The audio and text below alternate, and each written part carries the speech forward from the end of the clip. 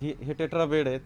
मध्ये जे आहे धावत पद्धत आहे, आपण तिकडं पण जाणार आहोत, बघू ते कसं आहे काय आहे बनवायचं. तर हे 12-4 टेट्रा बेडची लांबी 12 फूट लांबी, 4 फूट रुंदी आणि 2 फूट उंची ह्या आकाराचे टेट्रा बेड आहेत. याच्यामध्ये 2 महिन्यामध्ये 1 टन गांडूळ खत तयार होते. त्यासाठी आपल्याला 2 किलो गांडूळ लागतात.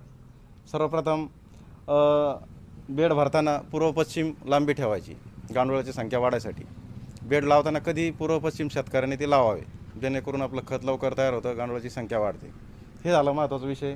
त्यानंतर बेड उभा कसा करायचा, बेड कसा लावायचा, त्यासाठी ना 1 फुटाचा उतार ठेवायचा. म्हणजे जे बेड आहेत ना, याला अशी व्यवस्था आहे की याला आपल्याला वर्मीवॉश आपण धरू शकतो आणि वर्मीवॉशचे पण शेतीला चांगले फायदे.